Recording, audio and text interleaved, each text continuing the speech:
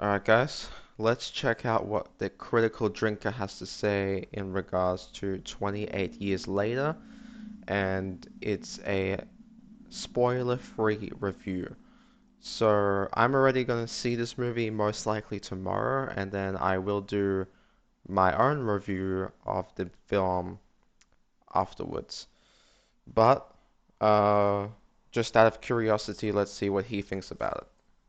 You don't need me to tell you that 2025 has been a pretty disappointing year for movies, with back-to-back flops from Marvel, a Mission Impossible that kinda made me wish the franchise ended 2 movies ago, and a July that's shaping up to be a three-way. Yeah, the movie was really good, but it flopped, I'm pretty sure. It's only made like 400, 500 mil, and the budget for it was 400, so that that mathematics isn't that great.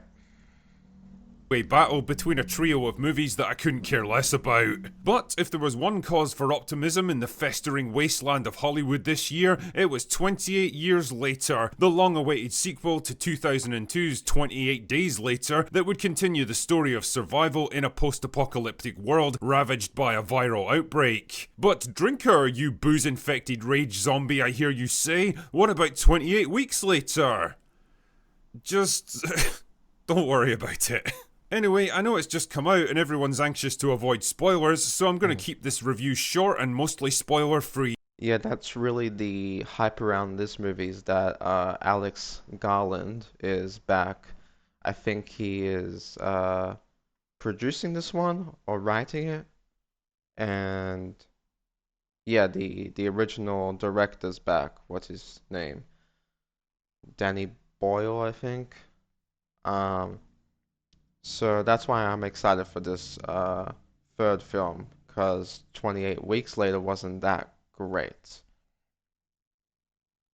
I'll give you a general sense of the plot without telling you how it ends or any of the major story beats, and make a few observations about the world building and characters without going into specifics. So with that in mind, let's get started, shall we? As the title suggests, the movie picks up 28 years after the rage virus outbreak. Britain is now under quarantine from the rest of the world, and the scattered groups of survivors are now holed up in isolated, heavily defended communities. One of these is on a small island just off the mainland, where our main character Spike is getting ready to go out on his first scouting mission with his dad, while his ailing mum struggles with a mysterious illness. For me, this is by far the best written and best directed part of the film, briskly establishing our main characters and fleshing out the state of the world, and building up the tension and anxiety to the point where I actually felt kind of uncomfortable at times. You're left in no doubt that venturing off the island for the first time is both an important rite of passage and a huge fucking deal for any young person. If you get into trouble or go missing while you're out there, nobody is gonna come looking for you. It also introduces us to the new and improved infected, making it clear that the game has definitely changed now. Again, I'm not going to go into spoilers, but the upshot is that the infected are now more than just mindless killing machines that are literally too stupid to even feed themselves. They now have a kind of primitive animalistic intelligence, roughly on par with teenage council estate girls from Glasgow. Mostly because I guess the writers had to account for how they've managed to survive this long. Anyway, Spike returns to the island to find. That sounds interesting. So, they're doing the whole intelligence thing with the infected. It's reminding me of stalkers from The Last of Us. But my main question is, um, do they play the Boots poem in the movie? Because that poem in the trailer is really creepy. And I think it's from like the 1940s. They used it in World War II. Um, yeah, if that's in the movie, that's going to be even more creepy. But I don't know. His mum isn't doing too well at all, and when he learns of a reclusive doctor hidden away on the mainland, he decides this might be his one and only chance to help her. So the movie becomes a kind of post-apocalyptic road trip as Spike tries to guide and protect his increasingly ill mother through a very dangerous world in the vague hope of finding salvation at the ends. But will they make it to the doctor before it's too late? And even if they do, is he all that he seems to be? Now, there's a lot to praise about 28 Years Later, and one of the strongest aspects of the film is the way it balances gripping, visceral horror and poignant emotional character beats without feeling forced or contrived. Yeah, you could probably argue that the infected helpfully choose not to show up whenever the script wants to slow down and have some big character moments, but that's pretty much par for the course with most films like this. The evolving relationship between Spike and his two parents forms the backbone of this film, and it's interesting to see the contrast between them. The intense, serious, practical father-son relationship based around survival and cooperation, where there's no doubt about who leads the way and who's expected to follow, versus the tender, reflective and melancholy bond between him and his mum, where Spike more often than not has to take on the role of protector himself. Both have their merits, and thank fuck the movie doesn't try to make her into a tough-talking Hollywood girl boss.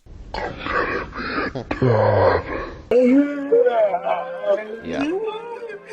Credit to Terrible. Jodie Comer as well for her work on this one. Everyone in this film gives superb performances, but Comer in particular crushes it as a woman wrestling with her own fears and demons while still trying to fill the role of a mother. Fuck knows what Americans are going to make of the extremely regional British accents though. Geordies are hard enough even for other Brits to understand, never mind people from the rest of the worlds.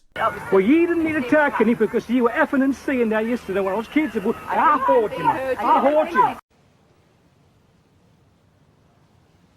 Right.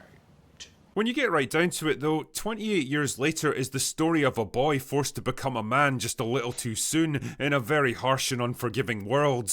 The painful lessons, failures and tragedies that mould us from innocent children into fully realised adults. The melancholy sense of loss that comes with leaving behind who we once were to become who we need to be. And I think this is what Danny Boyle does so well with movies like this, balancing brutal survival and gory horror with moments of poignant, intimate character drama. It's a story of survival for sure, but it's really a story about humanity, who we choose to be when we're tested to our very limits, what we're forced to give up to stay alive, and what we manage to hold on to that makes survival even worth it. It's difficult for me to go into criticisms without spoiling the plot, but I will say that the film's narrative threads start to get a bit frayed towards the end. One character gets put on ice for the bulk of the film with no real explanation of what he's doing or why. There's a moment where a new character drops into the narrative that felt kind of contrived and didn't add a whole lot to the story. Other supposedly smart and experienced survivalists make rookie mistakes for the sake of some cheap and easy jump scares, and a completely inexplicable decision when they encounter one of the infected that no character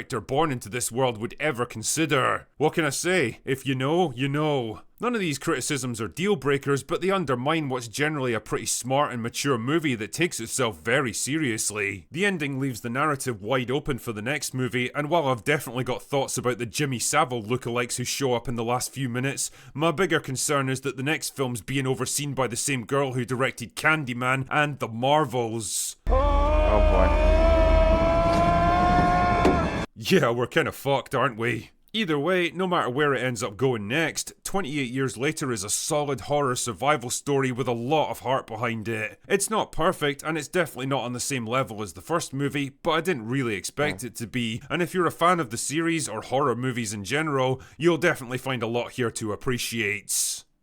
Alright. Anyway, Sounds good. that's all I've got for today. Go away now. Go away now. Okay. Yeah, I'll go check it out tomorrow. So, sounds good to me. I'm guessing the part with Ray Fiennes is what he's talking about in terms of the plot issues. Um, yeah, there was plot issues in Ballerina as well, and as long as it's entertaining and I don't think this is the type of film where you're supposed to have super complicated, deep thoughts about it. So I think it's fine.